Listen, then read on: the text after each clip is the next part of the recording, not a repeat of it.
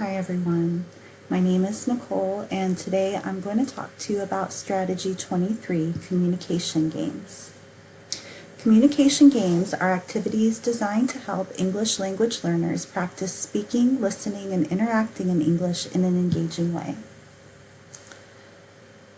Benefits of communication games are they are motivating and engaging, they're low stress, they improve language fluency, increase vocabulary use and understanding, improve oral expression such as clarity and pronunciation, improve active listening skills, provide practice following and giving directions, provide practice asking and answering questions. They allow for purposeful communication. They improve functional and social language development, as well as improve cognitive skills. Communication games can be used to introduce new content, review content, provide repeated exposure to key terms, improve social skills, develop receptive and expressive language, and they can be used in all grades and across all subjects. To play communication games, what you first need to do is identify the language need. So what that means is, are you trying to teach vocabulary? Are you trying to teach following directions? Are you reinforcing curriculum content or teaching new content? Or even connecting concepts between subjects. Once you have identified the language need that you're going to target, you're going to demonstrate and model the game. So what that's going to look like is reviewing the rules. If you're targeting vocabulary, you can post a list of the vocabulary words that you're focusing on, and you're going to demonstrate how to play. And it's helpful if you can engage with another student for the demonstration. Then you're going to organize your students into small groups or pairs, and you're going to want to make sure that each group or pair has at least one student who is fluent in English. You're going to get your students started on their game, and then you're going to move throughout the classroom providing support and encouragement. Once you're done playing the games, you're going to discuss and reflect on the experience.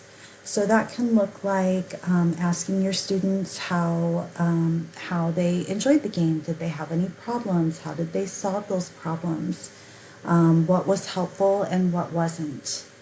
And you're also going to observe, assess, and document your students' ability and progress so that you can identify what students need more support or practice in these areas. Some communication game examples include barrier games, information sharing games, inquiry and elimination games, rank ordering games. Communication games should encourage students to listen, communicate, and accomplish a simple task. For barrier games, players are going to sit back to back or across from each other with a barrier between them. Each player has the same materials, such as a picture or a map or objects. One player is going to give instructions while the other follows them to recreate the original setup. The barrier is then removed at the end of the round to compare the results, and the players then switch roles. An example of a barrier game could be a drawing game where a player describes the picture and the other draws it without seeing the original, or a building game using blocks or tiles where one player builds a structure and describes it while the other player replicates it. For information sharing games, each player is going to have part of the information needed to complete a task, solve a problem, or achieve a goal. Players must share the information with each other to complete the task, or solve the problem, or achieve the goal. An example of an information sharing game could be a Lego build, where each player is given one section of the instructions needed to build a specific structure. Players review their section and share it with the group, and then they collaborate to build the structure together. Inquiry and elimination games involve players gathering information by asking questions and eliminating incorrect options in order to reach a final answer. An example of an inquiry and elimination game could be Who Am I or What Am I, where one player is assigned a person, character, or animal, and the other students must ask yes or no questions or descriptive questions to determine their identity. For rank ordering games, players are given a problem to solve or a task to complete. Players work together to determine the steps needed to solve the problem or complete the task. Players then work together to rank the steps by importance or put in the order needed to complete the task or solve the problem. An example of a rank ordering game could be a survival scenario where players are given a survival situation such as being stranded on a deserted island or camping in the wilderness. Players will work together to compile a list of 15 survival items. The players must then discuss and agree on a ranking of the items by order of importance. In conclusion, communication games help English language learners practice speaking, listening, and interacting in English in a low-stress environment. They also increase motivation and classroom engagement. Communication games can target vocabulary, curriculum content, and expressive and receptive language development. Student success is improved by explaining in advance, practicing the vocabulary, building the context into the game, and ensuring that each group has at least one player who is fluent in English. And now I'm going to demonstrate a barrier game for you. Okay, so I'm going to demonstrate quickly an example of a barrier game. I'm going to use this binder as my barrier, so I'm going to just prop it up between myself and my student that I'm demonstrating with. Today we're going to be focusing on directional prepositions and basic shapes. So I would have this posted for my students to be able to reference. The words that we're targeting are above, below, next to, between, inside, in front of, and the shapes are triangle, circle, square, and heart. So I would have that posted for my students to be able to reference. So what we're going to do is I'm going to have you sit on the other side of this barrier and take a blank sheet of paper, and I'm going to tell you what to draw and where. So first, you're going to draw a circle in the middle of your paper. In front of that circle, you're going to draw a square, and inside of that square, you're going to draw a heart. Above the square, you're going to draw a triangle.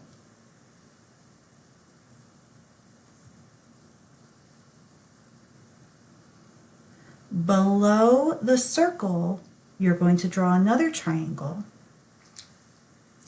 Next to that triangle, you're going to draw a heart. And then you're going to draw a circle between the triangle and the heart.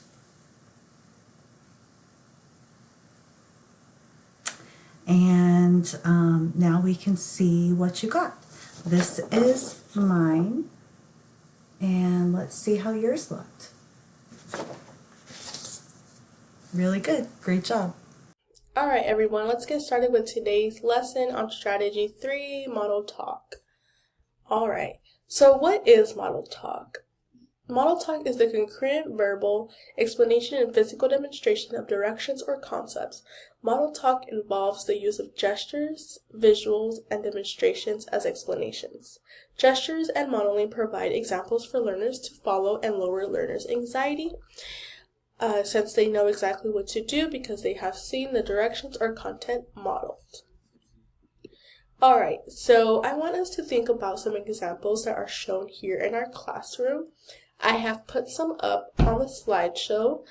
I put some of our posters because those are some examples of model talk.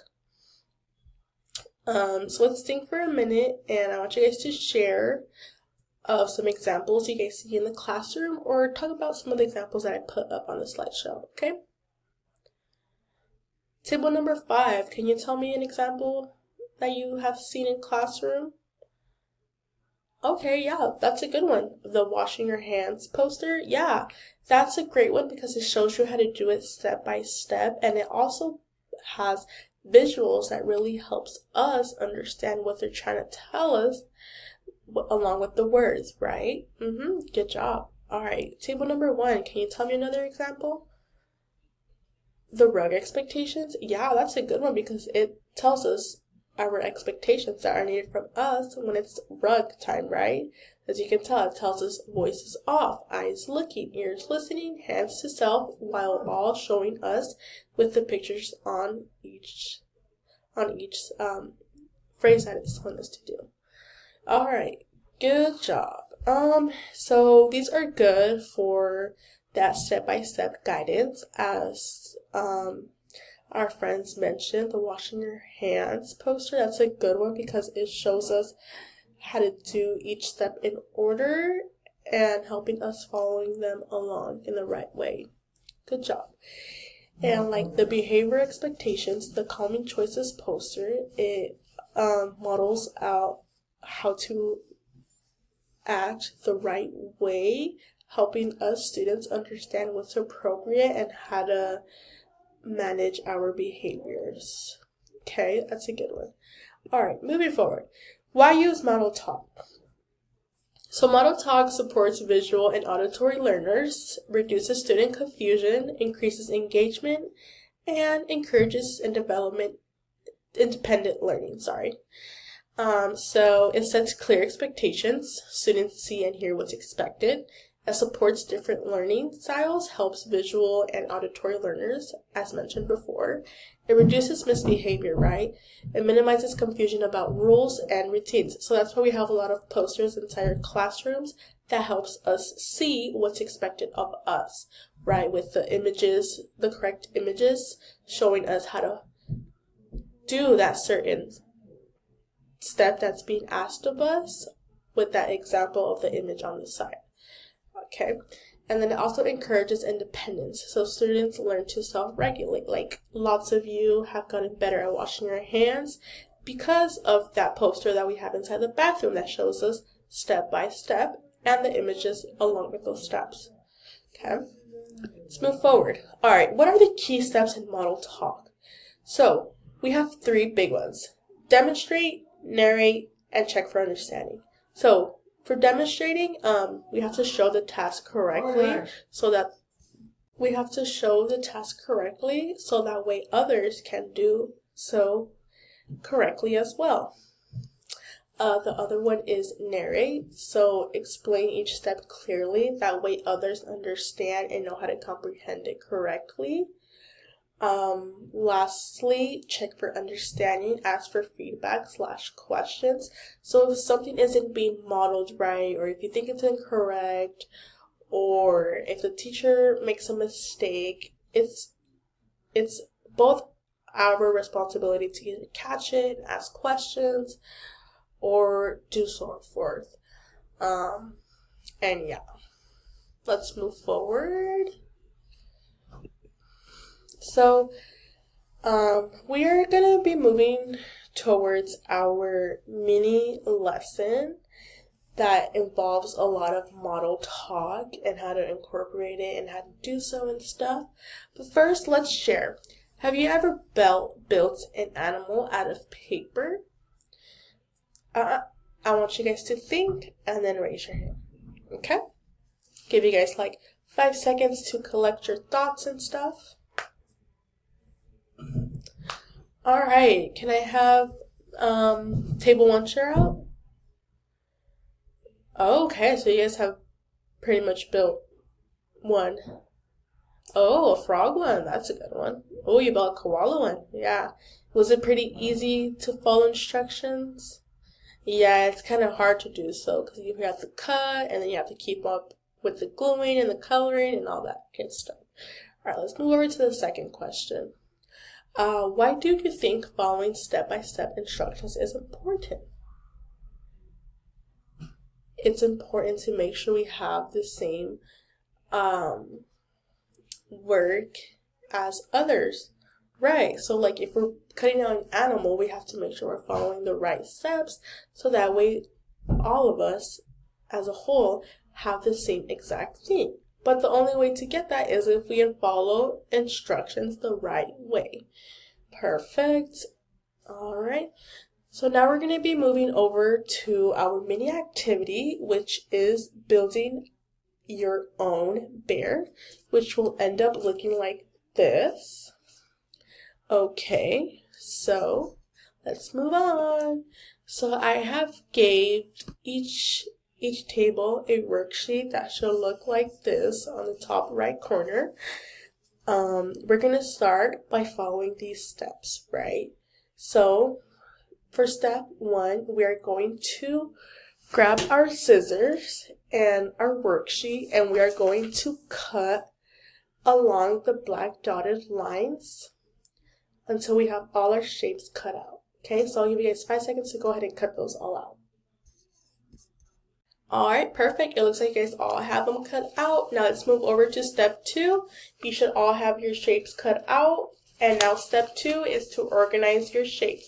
So using our little map, our little image in the bottom, we're going to organize our shapes in that way, right? So we're going to get the bear's head, put the body under, and then we're going to add the heart and the ears.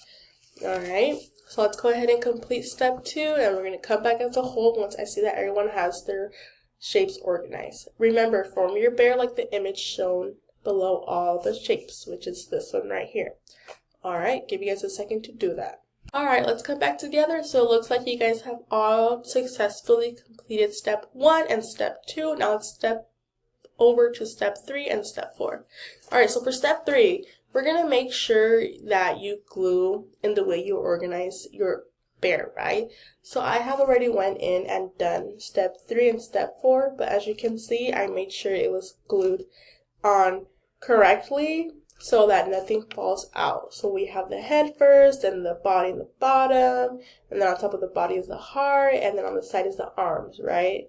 Alright, and then step 4 is completely optional, but I would just go ahead and do it to make it look beautiful and nice. Just go ahead and add some color. It could be basic, nothing too crazy. I went in and just lightly colored my bear, nothing too crazy. Okay, give you guys a couple seconds to do that, and then we'll come back to share our bears. Alright, let's all come back together, class. I want everyone to raise their bears up in the sky so I can see them all. Wow, you guys did all an amazing job at following my directions step by step. Perfect. Let's go ahead and close out this lesson by moving on. Alright, so how did listening step-by-step instructions help you? It made you guys all have the same exact bear as me. Yes, correct. So that's an advantage of following the steps correctly. You all get the same outcome that everyone else has. Perfect. Can you think of other projects where model talk would be useful? Right. Probably someone learning how to make paper airplanes. That's a good one. Yes, definitely. Making a little koala. Oh yeah, that's another good one. Yep, you have to follow step by step to make sure you get the same end result that you want to have. Perfect. All right. Let's go ahead and jump over to our conclusion and takeaways. So, model talk improves classroom management, helps students understand expectations and skills, works across all grade levels and subjects. Simple but highly effective strategy, right? So, by you guys following my steps to making this bear, we all got the same outcome, right? So, that's why we have to make sure we are paying close attention to our key demonstrations that are being done, so that way we all end up with the same outcome. And yeah, good job for today's lesson, everyone. Thank you.